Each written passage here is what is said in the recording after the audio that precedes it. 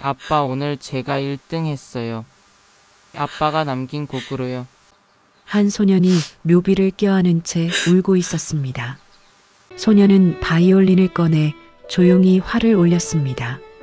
아빠가 남긴 미완성곡을 묘지에서 혼자 연주했습니다. 그때였습니다. 넌 누구니?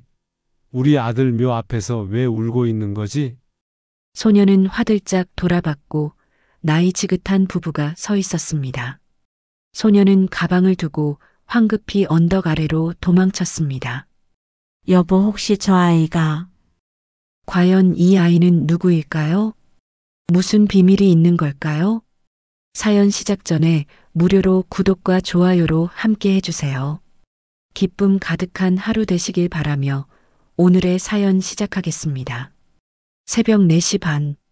알람 소리가 복도에 울려 퍼지기 전에 저는 이미 눈을 뜨고 있었습니다. 달빛 여간의 하루는 언제나 이렇게 시작됩니다. 어둠이 채 가시지 않은 시간, 손님들이 깨기 전에 모든 것을 정돈해야 하는 시간이었죠. 2층 복도를 걸으며 공용 화장실 문을 열었습니다. 타일 사이로 곰팡이가 피어 있었고 변기 옆 수도꼭지에서는 여전히 물이 뚝뚝 떨어지고 있었습니다. 걸레를 적셔 바닥을 닦고 세면대에 물때를 문질렀습니다. 손등이 거칠어진 지는 이미 오래됐습니다. 부엌으로 내려가 주전자에 보리차를 끓이고 카운터에 쌓인 장부를 펼쳤습니다. 장기 투숙자 1분, 어제 들어온 공사장 인부 2분. 그게 전부였습니다. 간판 불은 석자 중 한 자가 나간 채로 석 달째 그대로였고 1층 로비의 장판은 군데군데 들떠서 걸을 때마다 삐걱거렸습니다. 수리할 돈이 없었습니다. 아니, 정확히는 수리비를 아껴서 유민이 바이올린 현을 바꿔줘야 했습니다. 카운터 한쪽에 쌓인 공과금 고지서가 눈에 들어왔습니다. 전기료, 수도료, 가스비, 빨간색 독촉 도장이 찍힌 것도 2장 있었습니다. 한숨이 나왔지만 삼켰습니다. 유민이 깨어나면 안 되니까요. 5시. 유민이 방으로 올라갔습니다. 작은 방문을 열자 요 위에 웅크리고 자고 있는 아들의 모습이 보였습니다. 침대를 놓을 공간이 없어서 밤마다 요를 깔고 아침이면 걔는 생활을 한 지 벌써 3년째였습니다. 책상 겸 밥상 위에는 손글씨로 쓴 포스터가 붙어 있었습니다. 전국 청소년 현악 콩쿠르. 일주일 뒤였습니다. 그 옆 낡은 케이스에 담긴 바이올린이 희미한 새벽빛을 받아 조금 빛났습니다.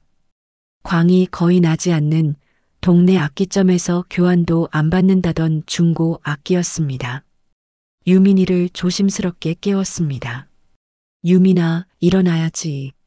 학교 가기 전에 연습할 시간 20분밖에 안 남았어. 아이는 졸린 눈을 비비며 일어나 바이올린 케이스를 열었습니다. 활을 꺼내는 손놀림이 조심스러웠습니다. 이 악기 하나가 우리에게 얼마나 큰 의미인지 12살 아이도 알고 있었습니다. 엄마, 이거 아빠가 쓰던 거랑 같은 거지? 유민이가 활을 긋다 말고 물었습니다. 저는 고개를 끄덕였습니다. 모델만 같아. 그래도 아빠가 보면 좋아했을 거야. 유민이는 더 묻지 않았습니다. 대신 벽에 걸린 액자를 한번 보고는 다시 활을 들어 올렸습니다. 액자 속 남자, 최지훈. 유민이 아빠였습니다. 거리 공연을 하던 그 사람은 유민이가 3살 때 교통사고로 세상을 떠났습니다. 바이올린 케이스를 들고 횡단보도를 건너다가 신호를 무시한 트럭에 치였다고 했습니다. 그 뒤로 저는 혼자였습니다. 아니, 유민이와 둘이었습니다. 소리 덮개를 끼운 바이올린에서 작은 소리가 새어나왔습니다. 유민이는 옆방에서 시끄럽다고 할까봐 언제나 이렇게 조용히 연습했습니다. 온전히 소리를 내본 적이 거의 없는 아이였습니다. 20분이 지나고 유민이는 바이올린을 케이스에 조심스럽게 넣었습니다. 아침 식탁에는 김치와 계란부침 1개가 전부였습니다. 저는 밥을 거의 먹지 않았습니다. 난 괜찮아. 유민이가 많이 먹어. 엄마도 먹어야지. 유민이는 계란부침을 반으로 나눠 제 그릇에 올려놓았습니다. 저는 웃으며 받았지만 목구멍으로 넘어가지 않았습니다. 7시 40분. 유민이는 학교 가방을 메고 현관을 나섰습니다. 단 하나뿐인 운동화는 밑창이 닳아서 비 오는 날이면 물이 스며들곤 했습니다. 잘 다녀와. 엄마도 힘내. 유민이가 손을 흔들며 골목 끝으로 사라졌습니다. 저는 다시 카운터로 돌아와 장부를 폈습니다. 이번 달 수입, 지출, 밀린 공과금. 계산기를 두드렸지만 숫자는 늘 마이너스로 끝났습니다. 그래도 유민이 콩쿠르 참가비만큼은 마련했습니다. 학교 음악 선생님이 지역 문화센터에 연결해줘서 일부는 지원을 받았고 나머지는 제가 6개월 동안 야간 청소 아르바이트를 더 뛰어서 모았습니다. 허리가 아팠지만 참을 만했습니다. 유민이가 무대에 서는 모습을 상상하면 그 정도는 견딜 수 있었습니다. 오전 10시 장기투숙 손님이 내려왔습니다. 사장님, 온수가 잘 안 나와요. 죄송합니다. 금방 확인해 드릴게요. 보일러실로 내려가 배관을 확인했습니다. 오래된 시설이라 고장이 잦았습니다. 렌치를 들고 밸브를 조이고 온수가 나오는지 확인했습니다. 손에 기름이 묻었고 허리를 펴니 등이 뻐근했습니다. 다시 1층으로 올라와 세탁기를 돌렸습니다. 로비 창가에 놓인 화분에 시든 잎을 떼어냈습니다. 점심때가 되어서야 저는 남은 밥에 김치만 올려 한 그릇 먹었습니다. 오후 2시 유민이 학교에서 무슨 일을 겪고 있을까 생각했습니다. 담임 선생님은 좋은 분이셨습니다. 유민이가 콩쿠르에 나가게 된 것도 그 선생님이 음악 선생님께 추천해 주셨기 때문이었습니다. 하지만 반 아이들은 달랐습니다. 유민이는 말하지 않았지만 저는 알고 있었습니다. 학원 이야기를 할 때 유민이가 입을 다무는 것을요. 무료 급식을 받으러 갈 때 유민이가 고개를 살짝 숙이는 것을요. 친구들이 새 운동화를 자랑할 때 유민이가 가방끈만 만지작거리는 것을요. 저는 아무것도 해줄 수 없었습니다. 그저 유민이가 집에 돌아왔을 때 웃는 얼굴로 맞이하는 것 말고는요. 오후 4시 유민이가 돌아왔습니다. 엄마 다녀왔어. 학교 어땠어? 괜찮았어. 유민이는 가방을 내려놓고 방으로 올라갔습니다. 잠시 후 바이올린 소리가 들렸습니다. 여전히 소리 덮개를 낀 채였지만 선율은 또렷했습니다. 저는 설거지를 하며 그 소리를 들었습니다. 유민이 아빠도 이렇게 연주했었습니다. 거리에서, 재즈바에서, 작은 공연장에서. 돈은 많이 벌지 못했지만 그 사람은 행복해 보였습니다. 바이올린을 들 때만큼은요. 하지만 세상은 그 사람에게 가혹했습니다. 사고 소식을 들었을 때 저는 유민이를 뱃속에 품고 있었습니다. 장례식장에는 사람이 많지 않았습니다. 그 사람의 가족은 오지 않았습니다. 아니, 애초에 가족이 있는지조차 몰랐습니다. 그 사람은 자신의 과거에 대해 많이 말하지 않았습니다. 그저 음악 이야기만 했습니다. 저는 혼자 아이를 낳았고 혼자 키웠습니다. 친정 오빠가 이 여간방 한 칸을 내줬지만 대가는 컸습니다. 수익의 절반 이상을 가져갔고 저는 한 번도 제대로 된 계약서를 받지 못했습니다.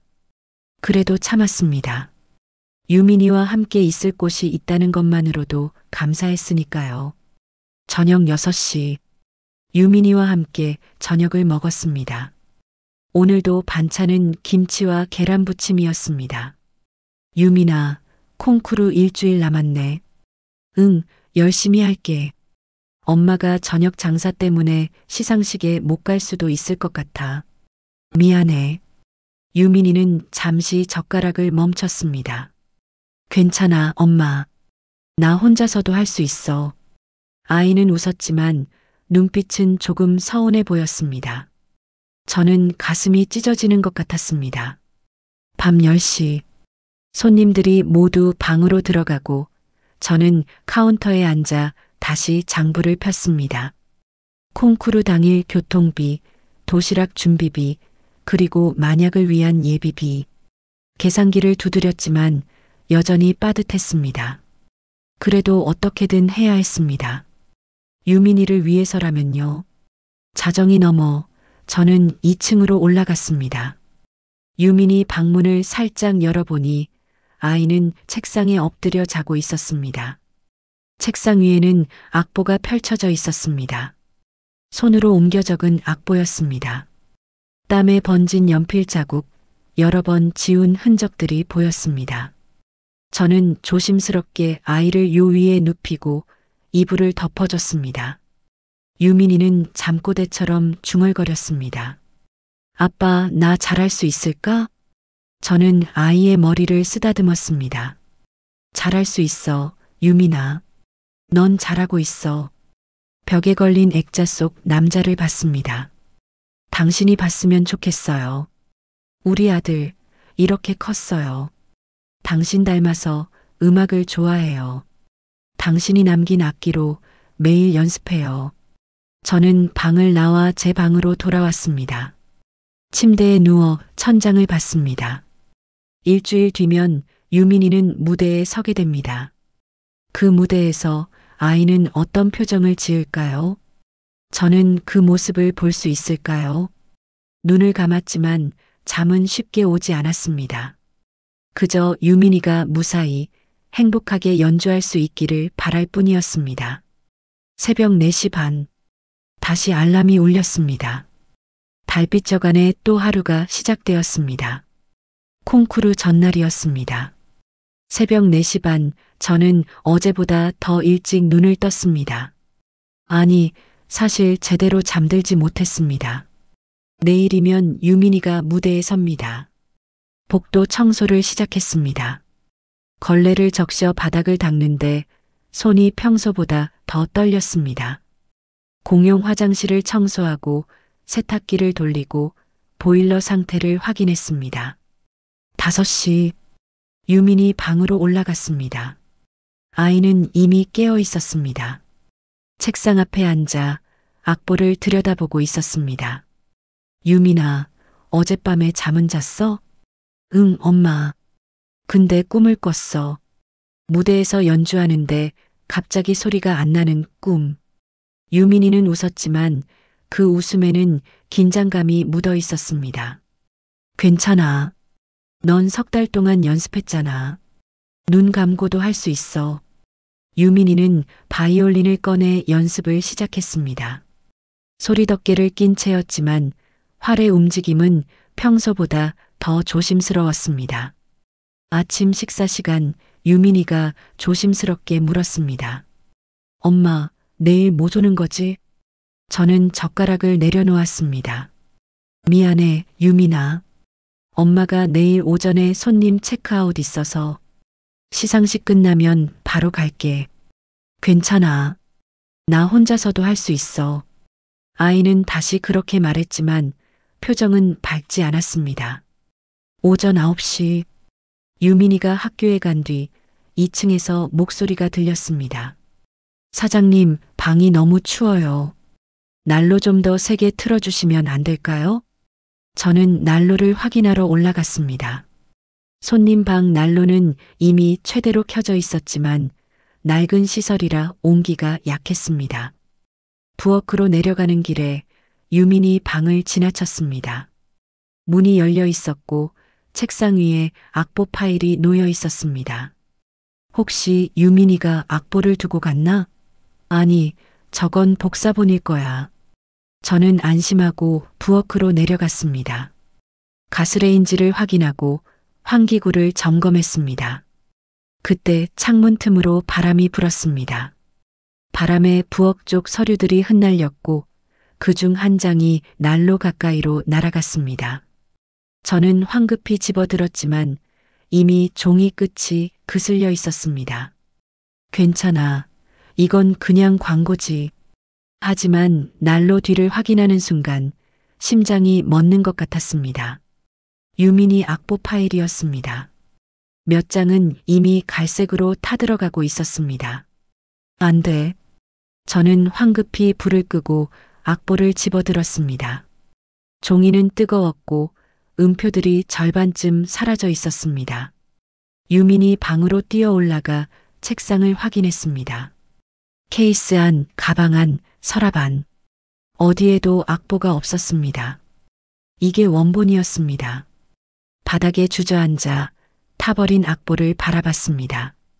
이 악보는 유민이가 석 달 동안 손으로 옮겨 적은 것이었습니다. 아빠가 남긴 곡의 일부와 유민이가 선생님과 함께 편곡한 부분이 섞인 곡이었습니다. 그리고 지금 그 악보의 절반이 사라졌습니다. 오후 3시 유민이가 학교에서 돌아왔습니다. 엄마 다녀왔어. 밝은 목소리였지만 저는 대답할 수 없었습니다. 엄마, 내 악보 봤어? 저는 숨이 막혔습니다. 부엌으로 가서 타다만 악보를 가져왔습니다. 유민이에게 건넸을 때 아이의 얼굴이 하얗게 변했습니다. 이게 뭐야? 미안해, 유민아. 엄마가 실수로. 유민이는 악보를 들여다봤습니다. 손이 떨리고 있었습니다. 2악장 중간 부분이 다 타버렸어. 내일 콩쿠르인데 어떡해. 유민이의 목소리가 떨렸습니다. 울지 않으려고 참는 목소리였습니다. 복사본 있지 않아? 없어. 이게 원본이야. 원본을 집에 가져온 거였어. 유민이는 악보를 꼭 쥐고 방으로 올라갔습니다. 문이 닫혔고 안에서 작은 흐느낌 소리가 들렸습니다. 저는 문 앞에 주저앉았습니다.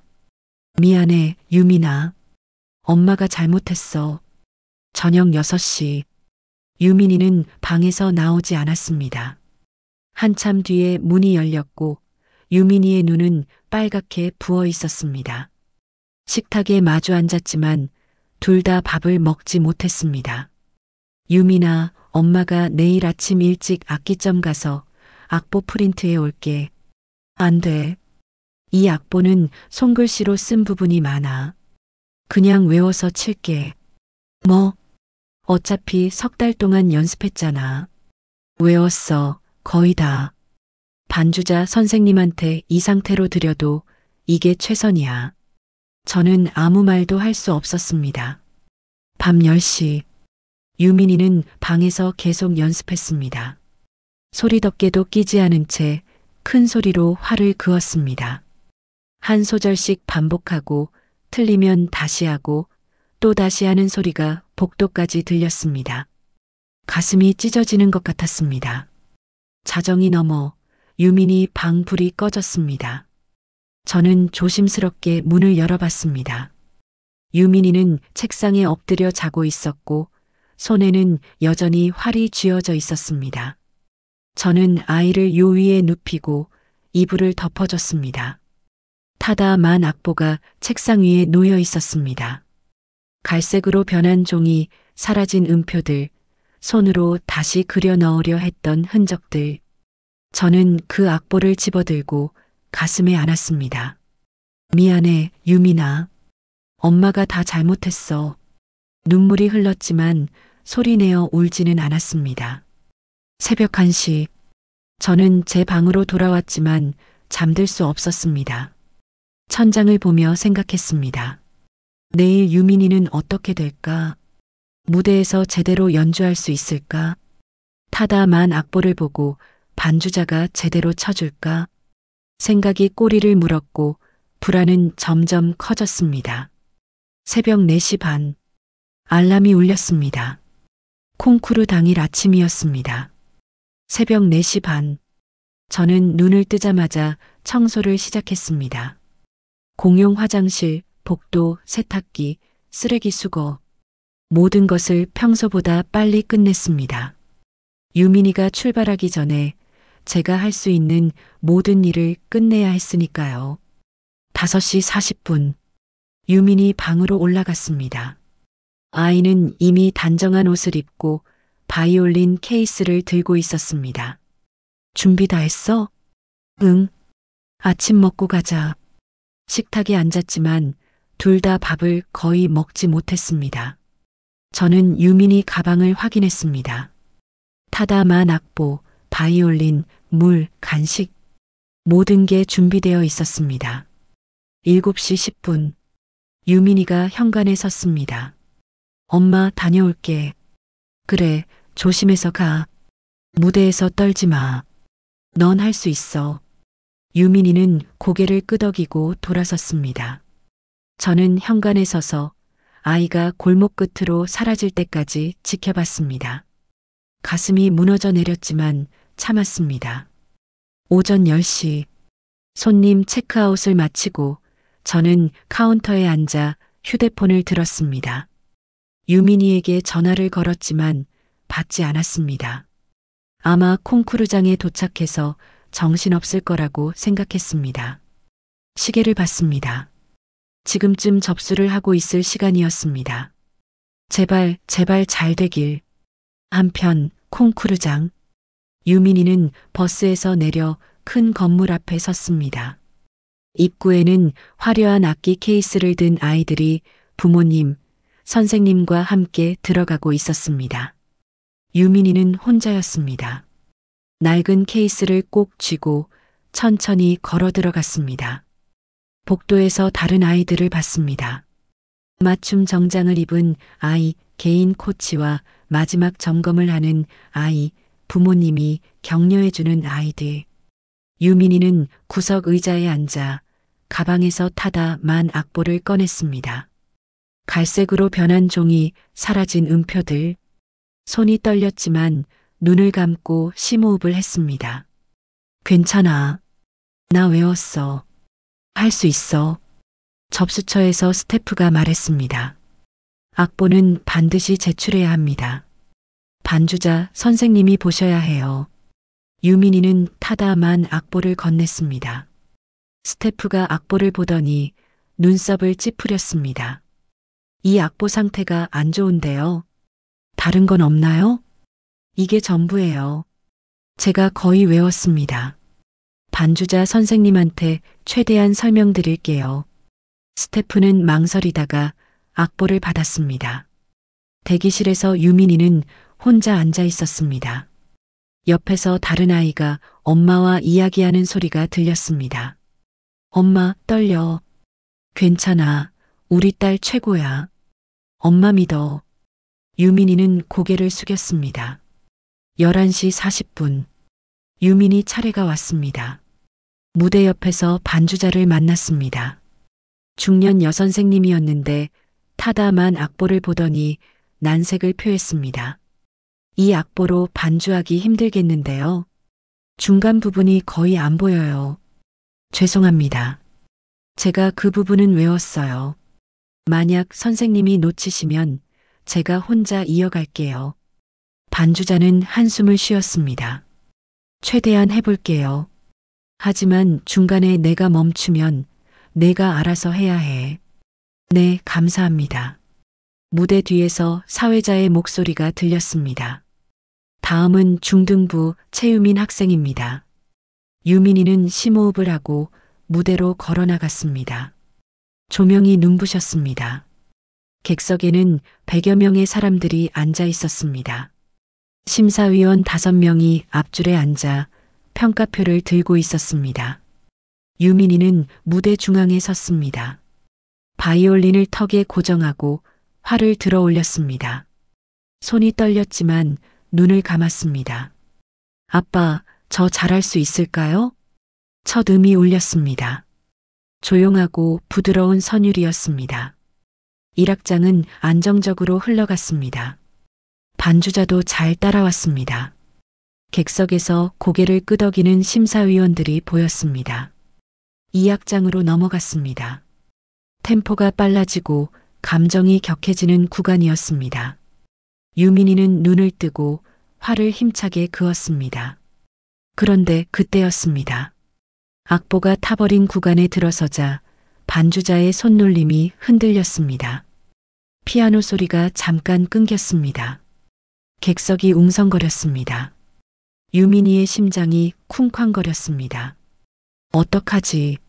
하지만 멈출 수 없었습니다. 유민이는 눈을 감았습니다. 그리고 떠올렸습니다.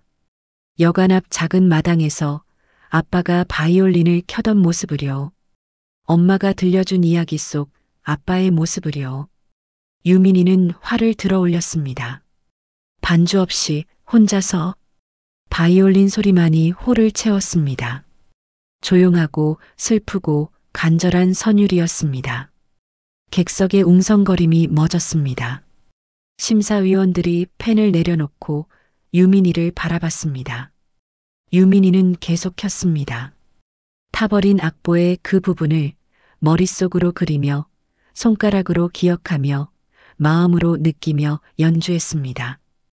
2악장 클라이맥스. 유민이의 활이 마지막 음을 그었습니다.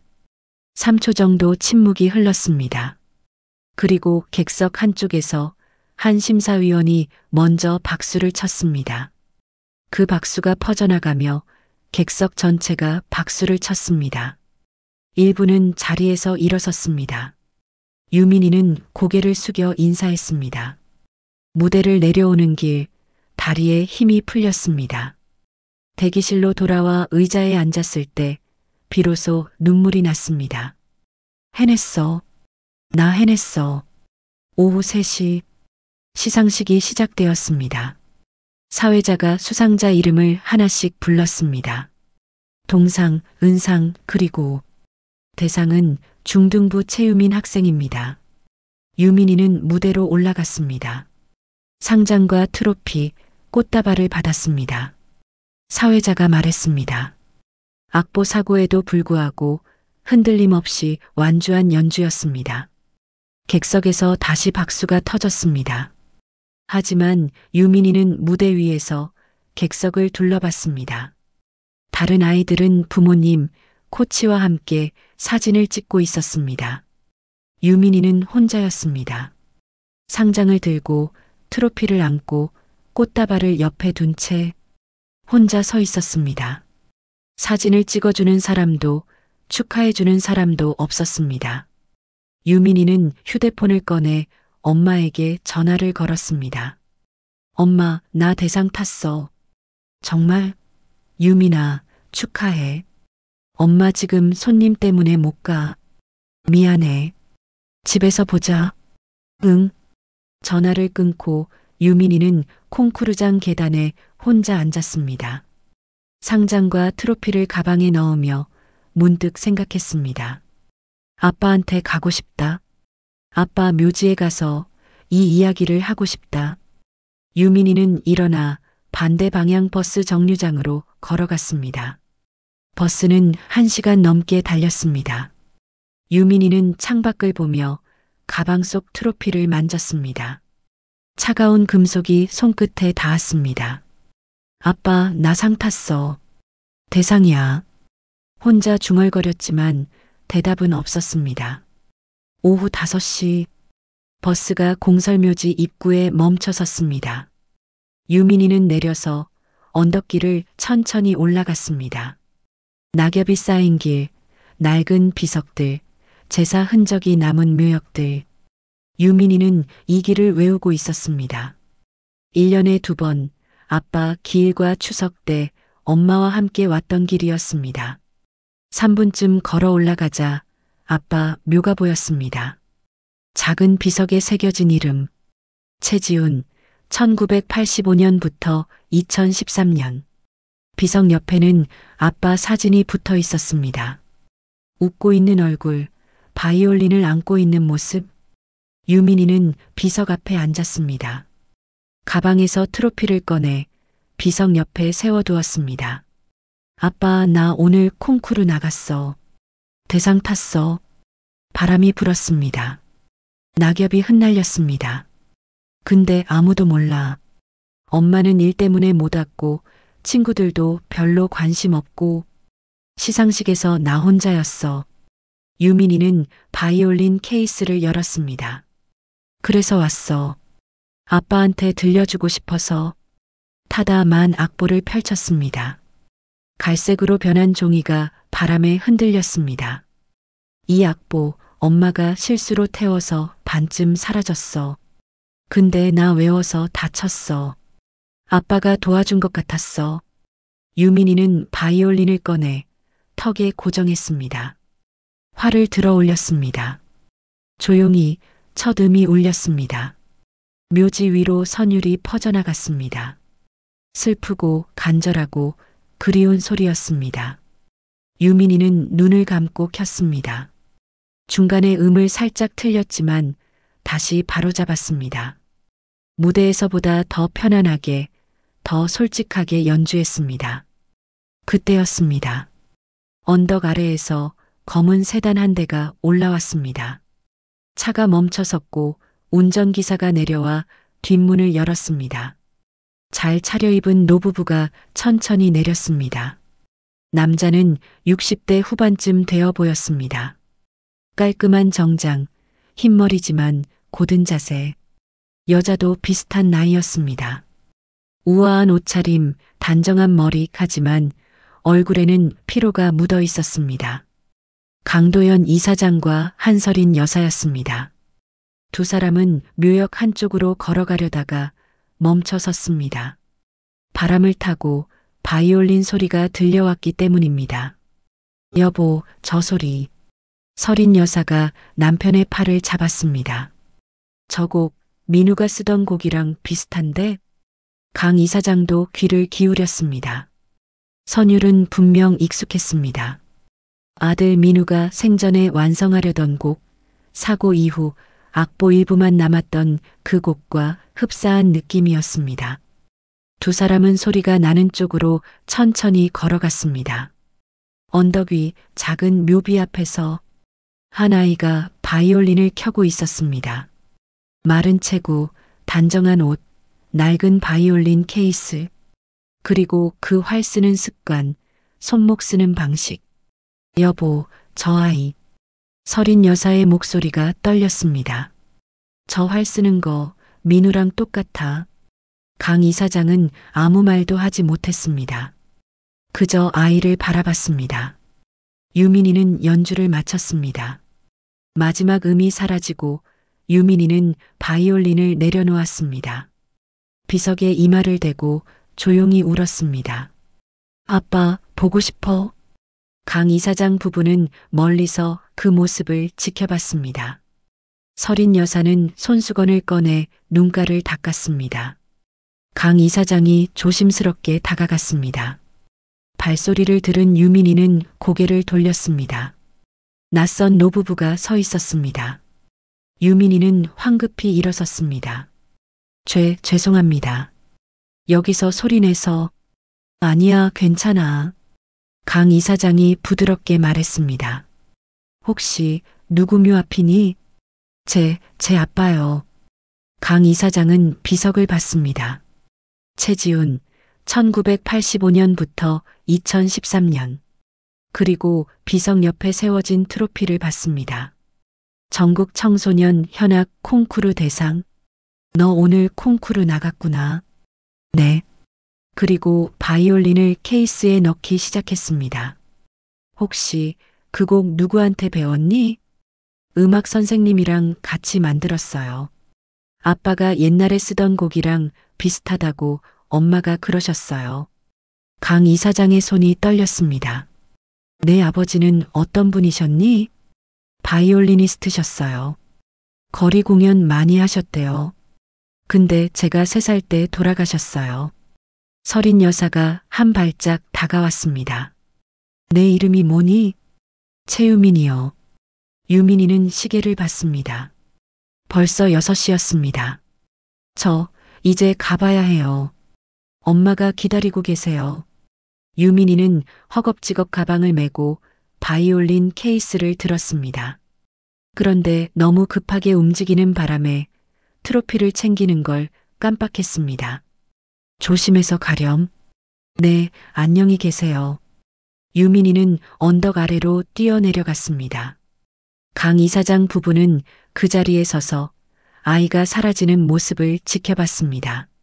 한참 뒤 서린 여사가 비석 앞을 봤습니다. 여보, 저기. 트로피가 비석 옆에 그대로 세워져 있었습니다. 그리고 그 옆에는 작은 가방 하나가 놓여 있었습니다. 강 이사장이 가방을 집어들었습니다. 안에는 타다만 악보, 학교 알림장, 그리고 여관 명함이 들어 있었습니다. 달빛 저관, 주소와 전화번호가 적혀 있었습니다. 알림장을 펼쳤습니다. 6학년 3반 최유민. 강 이사장은 상장도 꺼냈습니다. 전국 청소년 현악 콩쿠르 중등부 대상 최유민. 서린 여사가 타다만 악보를 들여다봤습니다. 손으로 옮겨 적은 음표들, 갈색으로 탄 종이 끝, 그리고 악보 한쪽에 작은 글씨로 적힌 메모. 아빠가 좋아하시던 곡. 서린 여사의 눈에서 눈물이 흘렀습니다. 여보, 혹시 저 아이가... 강 이사장도 알고 있었습니다. 민우 아이일 수도 있다는 것을요.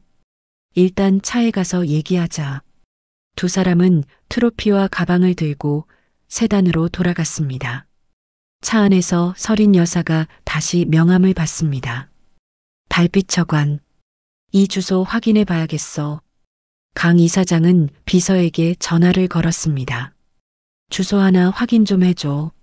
그리고 최유민이라는 학생, 부모 정보도 찾아봐. 전화를 끊고 강 이사장은 창밖을 봤습니다. 해가 지고 있었습니다. 민우야, 혹시 내가 남긴 아이일까? 세단은 천천히 묘지를 떠났습니다. 비석 앞에는 낙엽만 쌓여 있었습니다. 다음 날 아침, 강 이사장의 재단 사무실이었습니다. 넓은 회의실, 벽에 걸린 과거 음악 콩쿠르 포스터들, 창밖으로 보이는 도심 풍경. 책상 위에는 유민이가 두고 간 가방과 트로피가 놓여 있었습니다. 강 이사장은 밤새 잠을 이루지 못했습니다. 머릿속에는 계속 그 아이의 모습이 떠올랐습니다. 활 쓰는 습관, 손목의 움직임, 그리고 그 선율. 모두 민우와 닮아 있었습니다. 노크 소리가 들렸습니다. 들어오세요. 비서가 들어왔습니다. 손에는 서류 몇 장이 들려 있었습니다. 이사장님, 확인하신 내용입니다. 강 이사장은 서류를 받아들었습니다.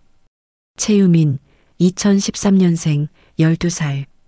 어머니 최윤서, 36살. 아버지 최지훈, 2013년 사망. 주소는 달빛 저관, 시내에서 1시간 거리의 읍내였습니다. 최지훈에 대한 정보도 있었습니다. 과거 인디밴드 활동, 거리 공연, 소규모 재즈바 연주. 안정적인 직업 없이 음악으로 생계를 이어가다가 교통사고로 사망. 강 이사장은 서류를 내려놓고 창밖을 봤습니다. 최지훈. 이 이름 어디서 들어본 것 같은데. 과거를 떠올려 봤습니다. 14년 전 민우가 대학 다니던 시절. 민우는 클래식 바이올린을 전공했지만 아버지는 경영학을 공부하길 원했습니다. 넌 재단을 물려받아야 해. 음악은 취미로 해라. 그 말을 들을 때마다 민우는 입을 다물었습니다. 그리고 어느 날 민우가 말했습니다.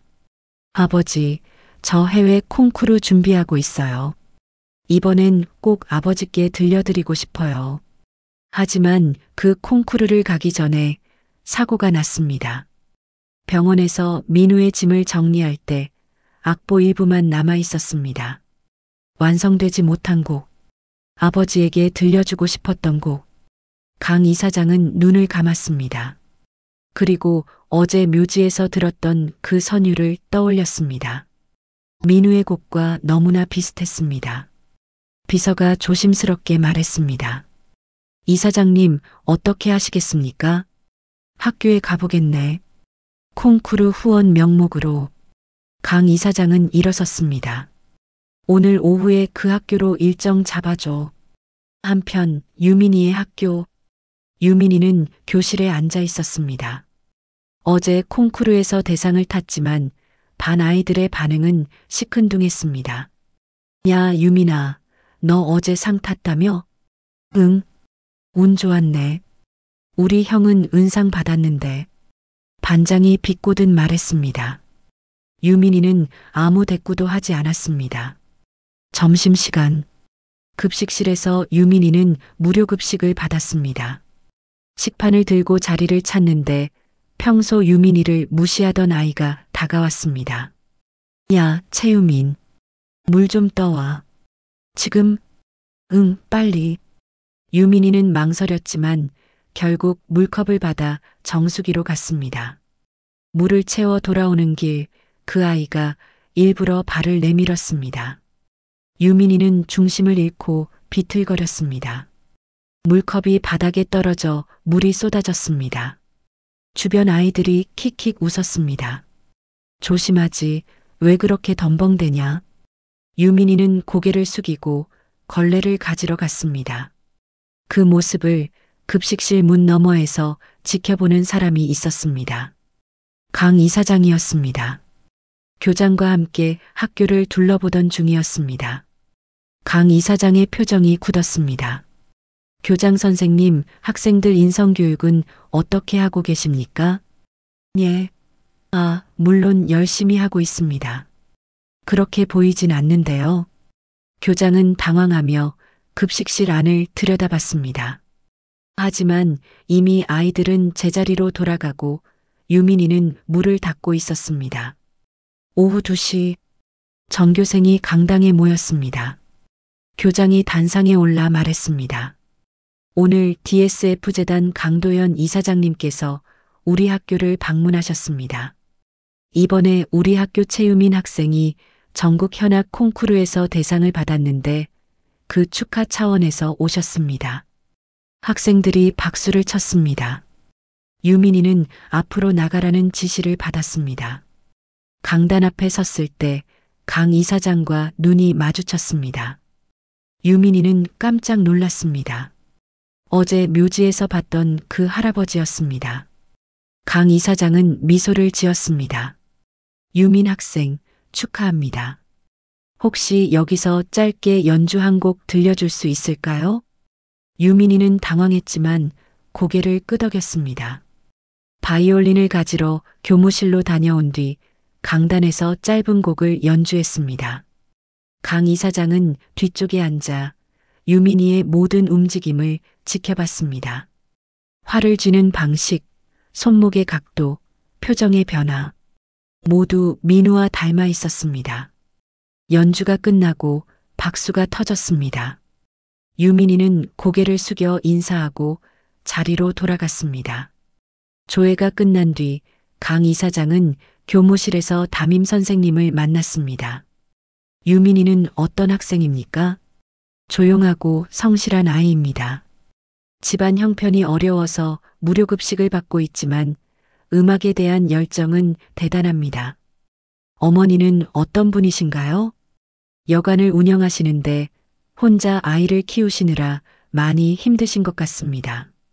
강 이사장은 고개를 끄덕였습니다. 오후 4시 학교 시간이었습니다. 유민이는 교문을 나서는데 누군가 불렀습니다. 유민 학생. 돌아보니 강 이사장이 서 있었습니다. 오늘 연주 잘 들었다. 혹시 시간 있으면 잠깐 이야기 나눌 수 있을까? 저요? 응. 궁금한 게 있어서. 유민이는 망설였습니다. 낯선 어른과 이야기하는 게 조심스러웠지만 어제 묘지에서 본 사람이었고 오늘도 학교에 온 분이었습니다. 근처 카페로 갔습니다. 조용한 구석 자리에 앉았습니다. 강 이사장이 말했습니다. 어제 묘지에서 내가 두고 간 가방이 있어. 트로피랑 악보도 있고. 유민이는 깜짝 놀라 가방을 뒤졌습니다. 정말 없었습니다. 죄송합니다. 제가 급하게 가느라. 괜찮아. 나중에 돌려줄게. 그런데 유민아, 혹시 내 아버지에 대해 더 들려줄 수 있니? 유민이는 고개를 갸우뚱했습니다. 왜요? 그냥 궁금해서. 내 연주를 듣는데 예전에 알던 사람이 생각나서. 저도 아빠 얼굴 잘 기억 안 나요. 사진으로만 봤어요. 엄마가 가끔 이야기해 주시는데 아빠는 음악을 정말 좋아하셨대요. 강 이사장은 조용히 들었습니다. 내 어머니 이름은 뭐니? 최은서요. 강 이사장은 그 이름을 머릿속으로 되뇌었습니다. 최은서. 어디선가 들어본 것 같았지만 확실하지 않았습니다. 유민아, 오늘 이야기 고마워. 조심해서 집에 가렴. 네. 유민이는 카페를 나섰습니다. 강 이사장은 자리에 남아 휴대폰을 꺼냈습니다. 비서에게 전화를 걸었습니다. 달빛 저관, 오늘 저녁에 한번 가보세. 그리고 최윤서라는 이름 14년 전 민우 주변 인물 중에 있는지 확인해봐. 전화를 끊고 강 이사장은 창밖을 봤습니다. 해가 기울고 있었습니다. 민우야, 내가 제대로 찾고 있는 걸까? 저녁 7시. 달빛 저간 카운터에 앉아있던 저는 창밖으로 검은 세단이 들어오는 걸 봤습니다. 좁은 골목에 어울리지 않는 고급 차였습니다. 동네 사람 몇 명이 차를 쳐다보며 수군거렸습니다. 차문이 열리고 어제 묘지에서 봤던 노부부가 내렸습니다. 저는 심장이 쿵 내려앉았습니다. 왜 이분들이 여기까지? 노부부는 여관문을 열고 들어왔습니다. 저는 황급히 일어나 앞치마를 매만졌습니다. 어서 오세요.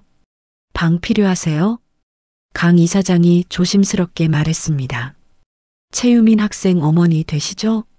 저는 숨이 막혔습니다. 네, 그런데 어떻게? 저희가 어제 묘지에서 유민이를 만났습니다. 그리고 오늘 학교도 방문했고요. 저는 두 사람을 번갈아 봤습니다. 대체 무슨 일이시죠? 서린 여사가 한 발짝 다가왔습니다. 혹시 좀 더 조용한 곳에서 이야기 나눌 수 있을까요? 여기는 시선이 많아서. 저는 망설였습니다. 하지만 거절할 수 없었습니다. 잠시만요. 손님들한테 말씀드리고 올게요. 2층 손님에게 카운터를 잠시 비운다고 말하고 앞치마를 벗었습니다. 세 사람은 근처 카페로 갔습니다. 프라이빗 룸이었습니다. 마주 앉았을 때 침묵이 흘렀습니다. 저는 물컵을 쥔 손이 떨렸습니다. 강 이사장이 먼저 입을 열었습니다. 실례가 안 된다면 14년 전 혹시 강민우라는 이름을 들어본 적 있으십니까? 그 이름을 듣는 순간 저는 얼굴이 하얗게 변했습니다. 물컵을 쥔 손이 더 심하게 떨렸습니다. 어떻게 그 이름을? 강 이사장이 말했습니다. 강민우는 저희 아들입니다. 14년 전 교통사고로 세상을 떠났습니다. 저는 고개를 숙였습니다. 눈물이 날 것 같았지만 참았습니다. 알고 계셨습니까? 서린 여사가 물었습니다. 네. 왜 말씀하지 않으셨습니까? 저는 한참을 침묵했습니다. 그리고 천천히 말을 꺼냈습니다. 대학교 2학년 때였습니다. 교양 수업에서 만났어요. 과제를 같이 하면서 친해졌고 민우 씨가 방과 후 연습실에서 바이올린을 들려줬어요. 저는 과거를 떠올렸습니다. 연습실 창가에 앉아 민우가 바이올린을 켜던 모습, 저를 보며 웃던 그 얼굴, 사랑한다고 말하던 그 목소리. 민우 씨는 해외 콩쿠르를 준비하고 있었어요. 아버지께 들려드릴 곡을 완성하고 있다고, 꼭 성공해서 인정받고 싶다고 말했어요. 강 이사장의 손이 떨렸습니다. 그런데 어느 날 사고 소식을 들었어요. 병원으로 달려갔지만 이미 늦었어요. 저는 눈물을 닦았습니다. 그리고 석 달 뒤에 제가 임신한 걸 알았어요. 서린 여사가 손으로 입을 막았습니다. 왜 말하지 않으셨어요? 우리한테 연락했어야죠. 저는 고개를 저었습니다. 못했어요. 민우 씨 집안이 재벌이라는 건 알고 있었어요. 그리고 민우 씨가 얼마나 아버지께 인정받고 싶어 했는지도 알았어요. 제가 나타나면 민우 씨 인생을 망친 여자가 될 것 같았어요. 게다가 저는 그냥 평범한 집안 딸이었고 아무것도 가진 게 없었어요. 강 이사장이 말했습니다. 그래도 알려주셨어야죠. 그건 우리 손자였습니다. 알아요. 매일 후회했어요. 하지만 그때는 용기가 없었어요. 저는 목이 메었습니다. 혼자 유민이를 낳고 친정 오빠 도움으로 이 여관에 들어왔어요. 일하면서 아이를 키웠어요. 유민이한테는 아빠 이야기를 조금씩 해줬어요. 민우 씨가 음악을 사랑했다고, 바이올린을 켰다고. 그래서 유민이가 바이올린을 시작한 건가요? 서린 여사가 물었습니다. 네. 처음엔 그냥 장난감처럼 만졌는데 점점 진지해지더라고요. 선생님이 재능이 있다고 하셨어요. 그래서 6개월 동안 야간 청소 아르바이트를 더 뛰어서 중고 바이올린을 사줬어요. 강 이사장은 조용히 들었습니다. 민우도 그랬습니다.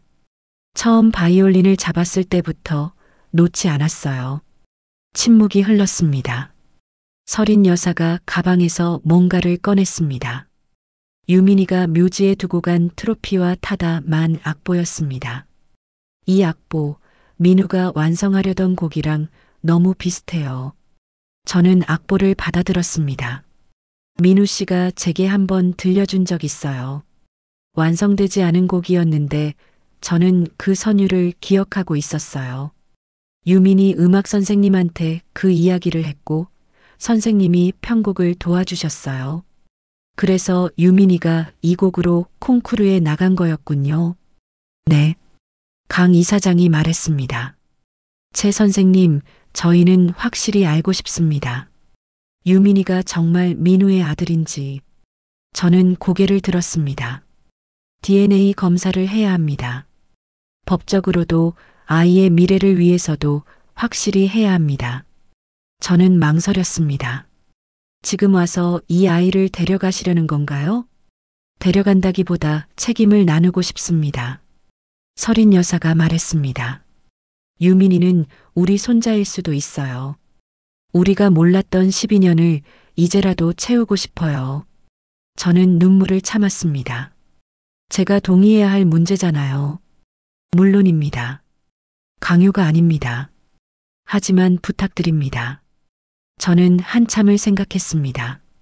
그리고 천천히 고개를 끄덕였습니다. 알겠습니다. 해보겠습니다. 강 이사장이 말했습니다. 내일 병원 예약을 잡겠습니다. 유민이한테도 설명을 해주셔야 할 것 같습니다. 저는 고개를 끄덕였습니다.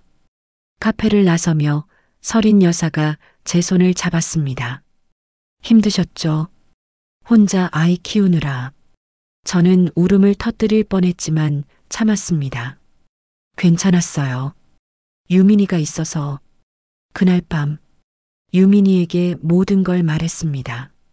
아이는 처음엔 믿지 못하는 표정이었습니다. 그럼 나한테 할아버지, 할머니가 있다는 거야? 그럴 수도 있어. 검사를 해봐야 확실히 알 수 있어. 유민이는 한참을 생각하더니 말했습니다. 엄마, 나 검사 받을래. 아빠에 대해 더 알고 싶어? 저는 아이를 안아줬습니다. 이틀 뒤 병원. 네 사람은 상담실에 앉았습니다. 의사가 설명했습니다. 조부와 손자 관계 확인 검사입니다. 체열을 통해 진행하고 일주일 정도 걸립니다. 유민이는 긴장한 표정으로 팔을 내밀었습니다. 저는 아이 손을 꼭 잡았습니다. 체열이 끝나고 강 이사장도 검사를 받았습니다. 서류에 사인을 하는데 제 손이 떨렸습니다. 병원을 나서며 강 이사장이 말했습니다. 결과가 나오면 연락드리겠습니다. 네. 세 사람은 헤어졌습니다. 유민이와 저는 버스 정류장으로 걸어갔습니다. 엄마, 떨려. 나도 떨려. 손을 꼭 잡고 버스를 기다렸습니다. 일주일. 그 시간이 영원처럼 느껴졌습니다. 일주일이 지났습니다. 그 일주일 동안 저는 제대로 잠을 잘 수 없었습니다. 유민이도 마찬가지였습니다. 학교에서 돌아오면 멍하니 창밖만 바라봤고 바이올린 연습도 평소보다 짧았습니다. 어느 목요일 오후 휴대폰이 울렸습니다. 강 이사장이었습니다. 최 선생님, 결과가 나왔습니다. 병원으로 와주시겠습니까? 저는 유민이를 데리고 병원으로 갔습니다. 상담실에서 의사가 서류를 건넸습니다. 조부와 손자 관계 99.9% 이상 일치합니다. 강 이사장 부부는 서로 손을 꼭 잡았습니다. 서린 여사의 눈에서 눈물이 흘렀습니다. 유민아, 넌 정말 우리 손자구나. 유민이는 어색하게 웃었습니다. 저는 화장실로 갔습니다. 거울 앞에 서서 눈물을 참았습니다. 이제 정말 시작이구나. 병원을 나와 네 사람은 다시 카페로 갔습니다. 강 이사장이 말했습니다. 이제 민우의 아들임이 분명해졌으니 우리가 책임을 져야 합니다. 유민이 교육, 생활, 모든 것을 지원하고 싶습니다. 저는 고개를 숙였습니다. 감사합니다. 하지만 저는 여관을 정리하면 생계가 막막해집니다. 여관 정리 비용도 저희가 돕겠습니다. 그리고 최 선생님께도 재단에서 일자리를 드리고 싶습니다. 저는 놀라서 고개를 들었습니다. 제가요? 네. 민우 이름으로 재능 있는 아이들을 돕는 프로그램을 만들고 싶습니다. 같이 운영해 주시면 좋겠습니다. 저는 말문이 막혔습니다. 하지만 솔직히 말씀드려야 할 게 있습니다. 여관이 제 명의가 아니에요. 친정 오빠 명의예요. 강 이사장이 물었습니다. 어떻게 된 일입니까? 저는 한숨을 쉬었습니다. 유민이 아빠가 돌아가고 갈 곳이 없을 때 오빠가 방 한 칸을 내줬어요. 부모님이 남기신 여관이었는데 상속은 오빠가 다 받았어요. 그때는 감사했죠. 근데 시간이 지나면서 오빠는 여관 수익의 절반 이상을 가져갔어요. 계약서도 없이요. 서린 여사가 눈살을 찌푸렸습니다. 그건 너무 불공정한데요. 알아요. 하지만 저는 할 수 없었어요. 유민이랑 살 곳이 필요했으니까요. 강 이사장이 말했습니다. 저희 측 변호사와 상담해 보시겠습니까? 과거 기록을 확인하면 제 선생님이 받지 못한 몫을 찾을 수 있을 겁니다. 이틀 뒤 강 이사장 측 변호사를 만났습니다. 재단 사무실이었습니다. 변호사는 서류를 펼쳐 놓았습니다. 부모님 상속 당시 기록, 여관 명예, 그리고 제 통장 입출금 내역까지 모두 확인했습니다. 변호사가 말했습니다. 부모님이 남기신 재산은 원래 남매가 반반 나눠야 합니다. 하지만 오빠분이 전부 가져가셨네요.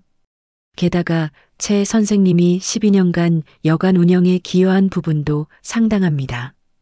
법적으로 청구 가능한 금액이 꽤 됩니다.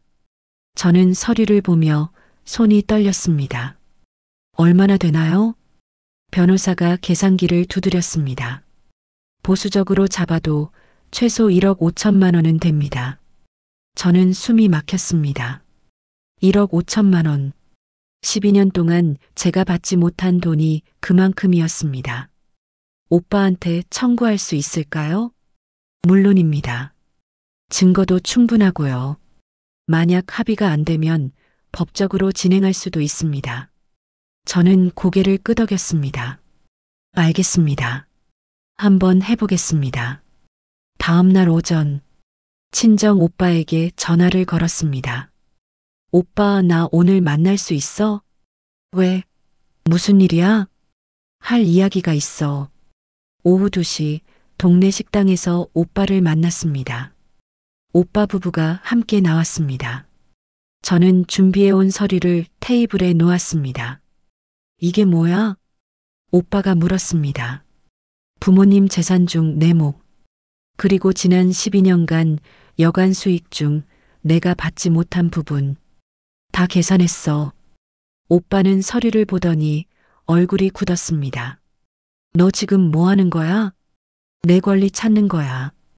올케가 끼어들었습니다. 우리가 너랑 유민이 먹여 살린 세월은 생각 안 하냐? 방 한 칸 내준 것도 모르고. 저는 차분하게 말했습니다. 고마웠어. 정말이야. 하지만 언니가 가져간 것들이 더 크다는 것도 이제 알아. 오빠가 비웃었습니다. 그 노인네들이 뭐래? 부자들 호기심일 뿐이야. 돈 냄새 맡았다고 이제 우리한테 덤비는 거야? 저는 눈을 똑바로 봤습니다. 아니야. 나 혼자 결정한 거야. 유민이는 그분들 친손자가 맞아. DNA 검사도 나왔어. 그리고 나도 이제 내 삶을 찾고 싶어. 올케가 소리쳤습니다. 웃기고 있네. 12년 동안 우리가 얼마나 고생했는데. 손님 응대, 시설 관리 다 우리가 했어. 아니에요. 청소, 빨래, 요리, 손님 체크인 다 제가 했어요. 언니는 가끔 장 보러 갔을 뿐이에요. 올케의 얼굴이 붉어졌습니다. 저는 변호사가 정리해준 통장 기록을 꺼냈습니다. 여기 다 있어요. 12년간 여간 수익, 제가 받은 돈, 오빠가 가져간 돈, 모두 기록되어 있어요. 오빠는 서류를 보며 말이 없어졌습니다. 그리고 부모님 상속 기록도 있어요. 법적으로는 반반 나눠야 하는데 오빠가 전부 가져갔죠. 오빠가 테이블을 쳤습니다. 그때 너 내배고 갈 곳 없었잖아. 내가 안 도와줬으면 어쩔 뻔했어. 도와줘서 고마워. 하지만 그 대가로 내 몫까지 다 가져간 건 정당하지 않아. 올케가 끼어들었습니다. 얼마 원하는데? 저는 금액을 말했습니다. 1억 5천만 원. 오빠 부부는 동시에 소리쳤습니다. 미쳤어? 그 돈 어디서 구하라고? 법적으로 청구 가능한 금액이에요. 변호사 상담 받았어요. 저는 변호사 명함을 테이블에 놓았습니다. DSF 재단 법률팀. 오빠는 명함을 보더니 얼굴이 하얗게 변했습니다. 재단이 널 돕고 있다는 거야? 네. 합의하면 좋겠지만 안 되면 법적으로 진행할 거예요. 올케가 비웃었습니다. 법적으로? 웃기지 마. 우리가 뭘 잘못했다고. 저는 서류 한 장을 더 꺼냈습니다. 이건 회계사가 정리한 자료예요. 12년간 여간 수익, 제 기여도, 오빠가 가져간 금액 모두 명확해요. 오빠는 서류를 보며 입술을 깨물었습니다. 그리고 부모님 유산 상속 문제도 있어요. 법적으로 다시 분할 청구할 수 있어요. 올케가 소리쳤습니다. 배은망덕한 것. 우리 없었으면 넌 길바닥에 나앉았을 거야. 저는 일어섰습니다. 일주일 드릴게요. 그때까지 답 안 주시면 법원에 소송 제기할 거예요. 저는 식당을 나섰습니다. 뒤에서 올케가 뭐라 소리쳤지만 듣지 않았습니다. 가슴이 두근거렸습니다. 무서웠지만 후회하지 않았습니다. 사흘 뒤 오빠에게서 전화가 왔습니다. 윤서야, 나 오빠야. 목소리가 풀 죽어 있었습니다. 얘기 좀 하자. 다시 만났습니다. 이번엔 오빠 혼자였습니다. 오빠는 한참을 말이 없다가 입을 열었습니다. 변호사랑 얘기해봤어. 내 말이 맞더라. 법적으로 진행하면 우리가 질 거래. 저는 조용히 들었습니다. 1억 5천만 원은 힘들어. 1억 줄게. 대신 여가는 우리가 가져가는 거다. 저는 잠시 생각했습니다. 알겠어요. 1억에 합의할게요. 대신 한 달 안에 정리하고 나갈게요. 오빠는 고개를 끄덕였습니다. 그리고 조용히 말했습니다. 미안하다. 진심이야. 저는 오빠를 봤습니다. 고마웠어요, 오빠. 그때 방 내줘서. 근데 이제 저도 제 삶을 살고 싶어요. 오빠는 더 이상 말하지 않았습니다. 유민이에게 말했습니다. 유민아, 우리 이사 가야 할 것 같아. 어디로? 강 이사장님 댁. 할아버지, 할머니가 우리 초대하셨어. 한 달 정도 지켜보고 결정하자고 하셨어. 유민이는 놀란 표정을 지었습니다. 진짜? 근데 엄마 괜찮아? 저는 웃었습니다. 엄마도 무섭다. 그래도 너한테 미안하지 않은 선택을 해보고 싶어. 유민이가 저를 안아줬습니다. 엄마 고생 많았어. 저는 아이를 꼭 안았습니다. 2주일 뒤 강 이사장 댁을 처음 방문했습니다. 커다란 저택이었습니다. 대문을 들어서자 넓은 정원과 분수 그리고 2층 건물이 보였습니다. 유민이는 입을 다물지 못했습니다. 서린 여사가 현관에서 우리를 맞았습니다. 어서 와요. 천천히 구경해봐요. 거실은 우리 여관 로비의 열배는 되어 보였습니다. 피아노, 소파, 벽에 걸린 그림들. 복도를 지나 연습실을 봤습니다. 방음 시설이 완벽한 공간, 악보들, 여러 대의 악기들. 유민이는 눈을 반짝였습니다. 그리고 2층으로 올라가 유민이 방을 봤습니다. 문을 열자 깨끗한 침대, 넓은 책상, 악보 스탠드, 그리고 새 바이올린 케이스가 놓여 있었습니다. 유민이는 천천히 방으로 들어갔습니다. 와, 여기가 내 방이야? 응, 내 방이야. 유민이는 침대에 앉아보고 책상을 만져보고 창문을 열어 밖을 내다봤습니다. 저는 복도에 서서 그 모습을 지켜봤습니다. 강 이사장이 다가왔습니다. 최 선생님 괜찮으십니까? 떨려요. 이게 맞는 선택인지. 맞는 선택입니다. 유민이를 위해서 그리고 선생님을 위해서도요. 한 달 지내보시고 결정하세요. 천천히 가도 괜찮습니다. 저는 고개를 끄덕였습니다. 그날 저녁 4사람은 함께 식사를 했습니다. 어색했지만 따뜻했습니다. 서린 여사가 유민이에게 반찬을 챙겨줬고 강 이사장은 조용히 미소 지었습니다. 저는 그 모습을 보며 눈시울이 뜨거워졌습니다. 유민아, 이제 우린 혼자가 아니구나. 한 달이 지났습니다. 저와 유민이는 강 이사장 댁에서 조심스럽게 지냈습니다. 처음 일주일은 모든 게 낯설었습니다. 넓은 방, 부드러운 침대, 식탁에 가득한 반찬들. 유민이는 포크와 나이프를 어색하게 들었고 저는 밤마다 이 집이 정말 우리가 있어도 되는 곳인지 고민했습니다. 하지만 시간이 지나며 조금씩 익숙해졌습니다.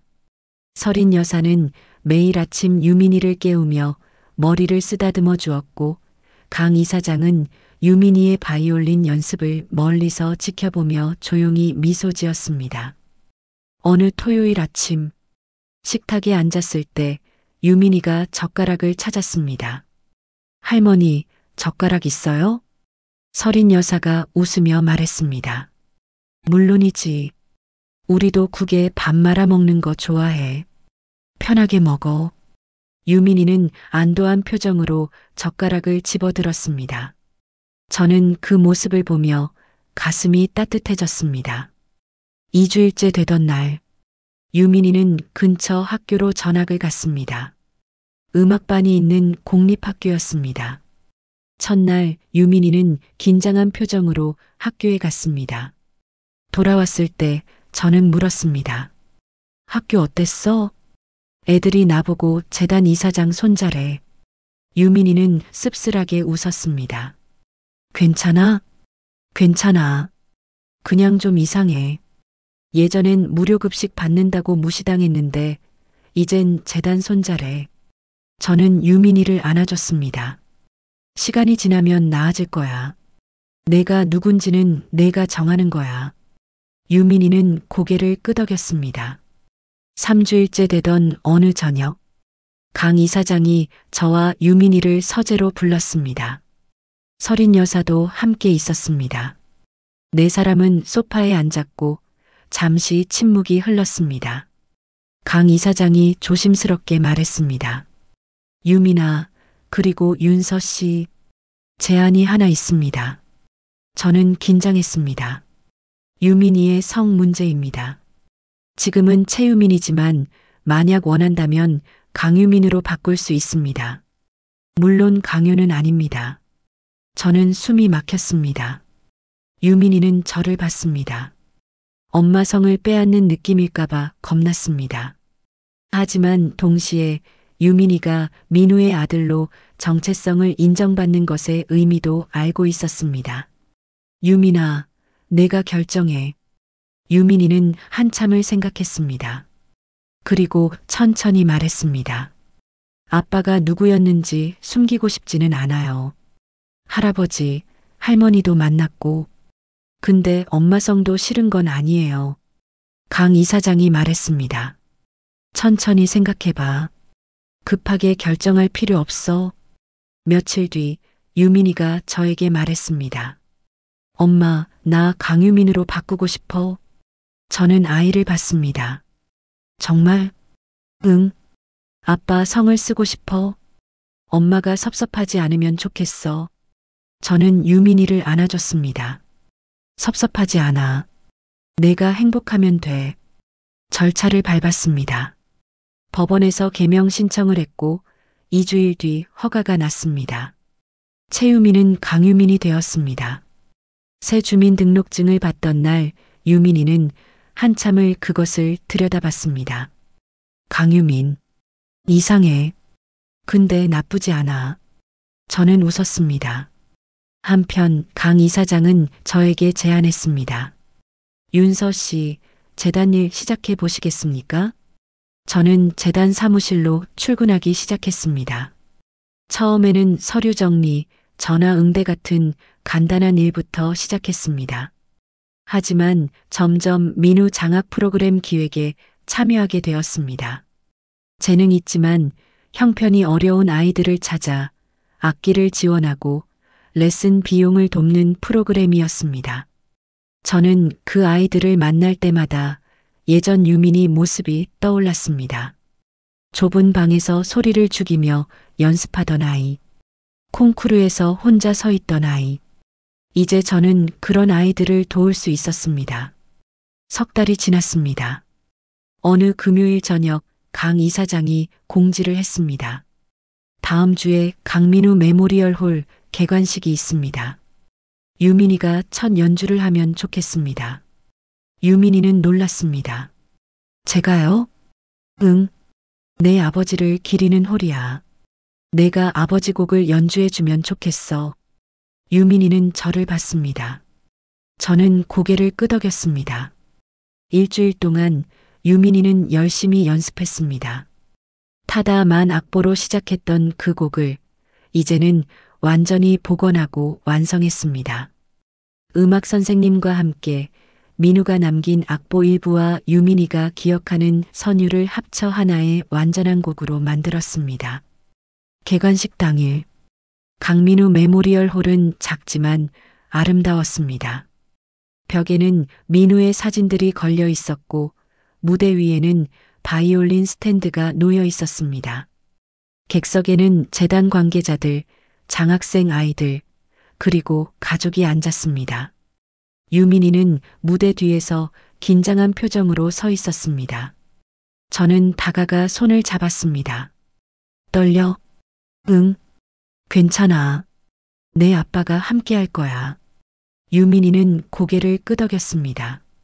사회자가 유민이를 소개했습니다.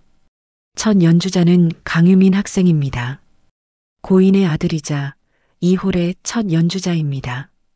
박수가 터졌습니다. 유민이는 무대로 걸어나갔습니다. 조명을 받으며 바이올린을 턱에 고정했습니다.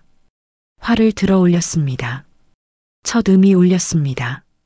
조용하고 부드러운 선율이었습니다. 점점 감정이 커지고 템포가 빨라졌습니다. 슬프고 그립고 간절한 소리였습니다. 저는 객석에서 눈물을 닦았습니다.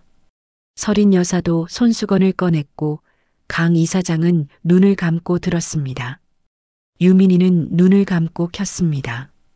마치 아빠와 함께 연주하는 것처럼 마지막 음이 사라지고 3초 정도 침묵이 흘렀습니다. 그리고 박수가 터졌습니다. 유민이는 고개를 숙여 인사했습니다. 무대를 내려와 저에게 달려왔습니다. 저는 아이를 꼭 안아줬습니다. 잘했어, 유민아. 정말 잘했어.